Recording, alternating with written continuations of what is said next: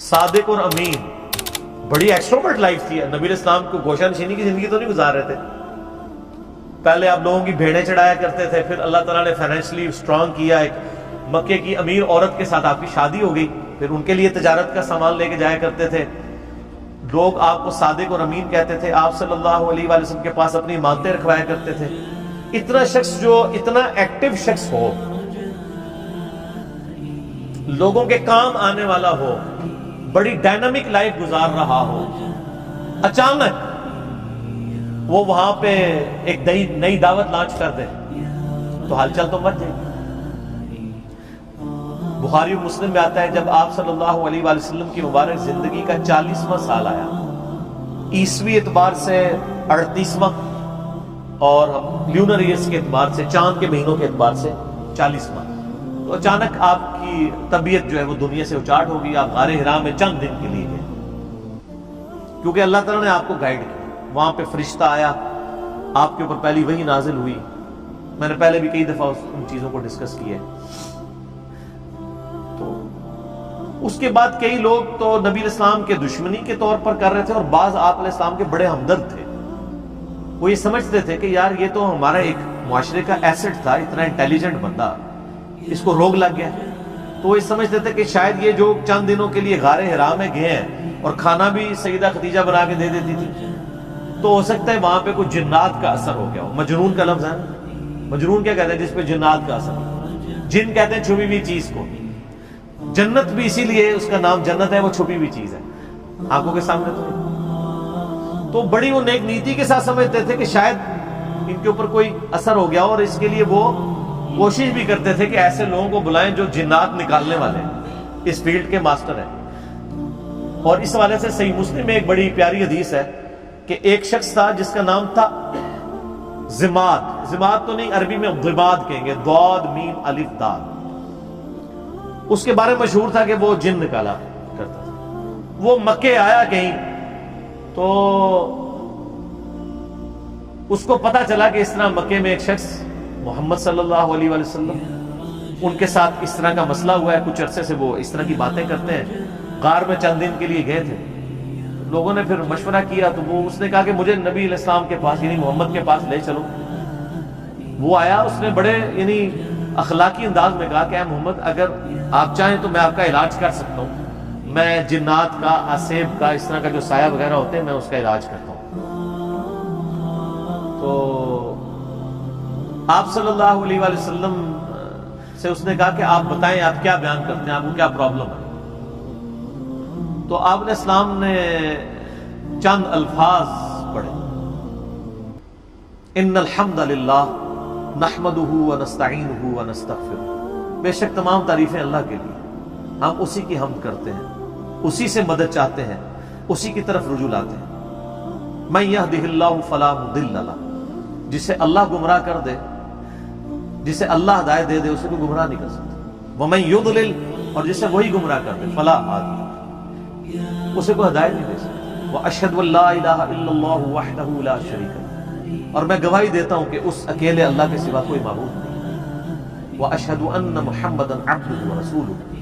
اور محمد صلی اللہ علیہ وآلہ وسلم اس کے بندہ ہے خاص اور رسول. اس کے اوپر ایسا روب طاری ہے. اس نے کہا یہ آپ نے کیا کلام پڑھا؟ دوبارہ پڑھا، دوبارہ پڑھا. اس نے کہا ایک دفعہ پھر سنا. ابھی قرآن تو پڑھا ہی نہیں تھا، صرف آپ نے اپنے خطبے کے الفاظ پڑھے. تیسری دفعہ جب اس نے سنا، اس نے کہا واللہ ایسا کلام میں نے کبھی نہیں سنا. آپ اپنا ہاتھ بڑھائیں، میں آپ کے ہاتھ پہ بیعت کروں، میں اسلام کو چھوڑ کرتا ہوں. یہ صحیح مسلم میں حدیث ہے. تو وہ آیا علاج کرنے تھا، اس فیلڈ کا ایکسپرٹ تھا. جس طرح آپ دیکھ لیں کہ جادوگروں نے اسلام قبول کر لیا تھا. ان کو پتہ چل گیا تھا کہ موسیٰ علیہ السلام جو کچھ کر رہے ہیں یہ جادو نہیں ہے، کیونکہ ہر ایکسپرٹ اپنی فیلڈ کو جانتا ہے. ایک ڈاکٹر کو پتا ہے کہ ڈاکٹر زیادہ سے زیادہ کیا کر سکتا ہے، اور اس کے سامنے کوئی ایسا ایکسپیرینس آ جائے وہ کہے گا یہ ڈاکٹری میں امپاسبل نہیں. جادوگروں کو بھی پتا تھا کہ جادوگر آنکھوں کا دھوکہ کرتے ہیں، یہ تو فزیکلی کر کے بتا رہا ہے یہ جادو نہیں. تو جادوگر جن کی بیس پہ فرعون اکڑا ہوا تھا وہ تو مسلمان ہو گئے. اس کے بعد تو فرعون کو ویسے ہی مسلمان ہو جانا چاہیے، لیکن نہیں ہوا، ہدایت اس کی قسمت میں نہیں تھی. یہاں پہ بھی مشرکین عرب جو بار بار کہتے تھے اس پہ جنات کا اثر ہے، جو جنات کا ایکسپرٹ ہے وہ کہہ رہے کہ یہ جنات کا اثر نہیں ہے، اور وہ مسلمان ہو گیا ہے۔ اس کے بعد گنجائش رہتی تھی کہ مشرکین عرب نبی اسلام پہ ایمان نہ لاتے، لیکن وہ قسمت میں تھا۔ اور لوگ کہتے ہیں جی اللہ کے نبی زندہ تھے، لوگ پتہ نہیں کیوں نہیں بات مانتے تھے۔ آج اللہ کے نبی کی بات مان رہے ہیں لوگ، وہ تو ان سے بہتر تھے، وہ کافر تھے، کم از کم ڈٹے تو ہوئے تھے نا۔ یہ مسلمان ہو کے اللہ کے نبی کی بات ماننے کے لیے تیار نہیں ہے۔ تو میں تو آج کل کے مسلمانوں کو دیکھتا ہوں تو مجھے اندازہ ہو جاتا ہے کہ واقعی یار ایک بندہ نبی کو مان کے بھی نبی کی نہ مانے تو یہ تو بڑا مسئلہ ہے، اور ایک بندہ نبی کو مان ہی نہیں رہا وہ اس کی نہ مانے تو وہ چھوٹا مسئلہ ہے۔ یہ جو آج کہہ رہے ہوتے ہیں نا جی کاش تیرے زمانے میں ہوتا تو میں تیرے قدموں سے لپٹ جاتا، کبھی میں تیری جوتیوں کا تسمہ ہوتا، یہ کچھ ہوتا، میں کہنا رفع دین پھر بھی نہ تو شروع کرتا، تو کہنا ہم لوگ کہیں گے کہ یار ایک مکیہ میں مارنا ہے۔ یعنی جو اتنا بزدل ہے آج کے دور میں کہ وہ اپنے نظریات کو قرآن و سنت پڑھ کے چینج کرنے کے لیے تیار نہیں ہے، تو وہ ابو جہل ہی ہوتا۔ یہ ضروری نہیں ہے کہ تیرے ہوتے جنم لیا ہوتا تو ابو بکر عمر عثمان و علی ہوتا رضی اللہ عنہ مجمعین، نہیں، عین ممکن ہے کہ ابو جہل ہوتا، عبداللہ ابن ابی ہوتا۔ یہ بات کرنا بڑا آسان ہے، تیرے ہوتے جنم لیا ہوتا، یہ ساری کہانی ہے میرے بھائی، یہ بڑا مشکل کام ہے۔ یہاں پہ آپ دیکھ لیں نبی علیہ السلام کے کارٹون بنتے ہیں تو جنہوں نے داڑیاں نہیں رکھی سب سے پہلے وہ آ کے بینک توڑتے ہیں، شیشے توڑتے ہیں، گاڑیوں کو آگ لگاتے ہیں عشق رسول کے نام، انہی کو کہہ دیں کہ یار داڑھی رکھ لو، نال ہی ٹھوس۔ حالانکہ ہونا یہ چاہیے کہ ان کافروں نے نبی علیہ السلام کے جو کارٹون بنائے ہیں اس میں نبی علیہ السلام کی مبارک داڑھی میں بم رکھ کے نا انہوں نے اس طرح کی شکلیں بنائی ہیں، تو پھر جڑا بند نہ کہ تو نے میرے نبی کی داڑھی میں بم دکھایا ہے، ابھی تو میں نے داڑھی نہیں رکھی تھی لیکن آج سے میں داڑھی رکھتا، ایسی کی تیسی تم لوگ، تو کوئی کرنے کے لیے تیار نہیں ہے، یہ مشکل کام ہے۔ اب بینک لوٹنا، گاڑیوں کو آگے لگانا، اے ٹی ایم مشینیں اکھاڑ کے لے جانا، سواب دیکھیں، اے ٹی ایم مشین اکھاڑے آپ کو پیسے بھی ملے اور سواب بھی ملے، اور کیا چاہیے؟ ظاہر ہے یہی کہانی کرائی گئی ہے نا۔ پاکستان میں تو مولوی یہی پٹی پڑھا رہے ہیں نا، جو بھی اینٹی اسٹیٹ ایکٹیویٹیز پہ علماء ابھار رہے ہیں اپنی عوام کو، وہ یہی کچھ کر رہے ہیں نا۔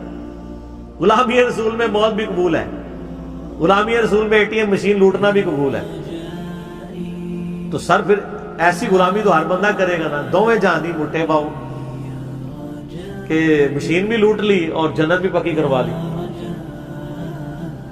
تو یہ ساری باتیں کرنا یعنی آسان ہے، یہ دعوے کرنا آسان ہے، لیکن حقیقت ہے کہ یہ بڑا مشکل کام ہے سچائی کو قبول کرنا۔ تو اللہ تعالیٰ فرماتا ہے کہ تمہارے صاحب مجنون نہیں ہیں، ان پہ کوئی جنات کا اثر نہیں ہے۔ اور پھر نبی علیہ السلام کا کریکٹر بھی ان پر گواہ تھا۔ جنات کے اثر والے لوگ تو بہکی بہکی باتیں کرتے ہیں، جس پہ جنات کا اثر ہو وہ یہ لوگوں کو کہے گا کہ اپنی بچیوں کو زندہ دفن نہ کرو، اپنے ماں باپ کے ساتھ اس نے سلوک کرو، اس خدا کی عبادت کرو جس نے تمہیں بے قدر پانی سے پیدا کیا ہے۔ اس طرح کی اخلاقی اقدار جس پہ جنات کا اثر ہو تو اس طرح کی باتیں تو نہیں کریں۔ پھر سورہ یونس میں اللہ تعالیٰ شروع میں آیت نمبر 14، 15، 16 میں آپ کو ملے گا، اللہ تعالیٰ فرماتا ہے کہ یہ کہتے ہیں اے نبی ان سے فرما دو اگر اللہ نہ چاہتا تو میں کبھی قرآن تم پہ نہ پڑھتا۔ اور یہ کافر کہتے ہیں کہ نبی اس قرآن کو بدل دو یا کوئی اور قرآن لے آؤ، یعنی یہ تو بہت سخت قرآن ہے، اے نبی تم فرماؤ کہ مجھے کوئی حق حاصل نہیں کہ میں اپنی مرضی سے اس قرآن کو بدل دوں، میں تو خود اس وحی کا پابند ہوں جو اللہ کی طرف سے میری طرف آتی ہے۔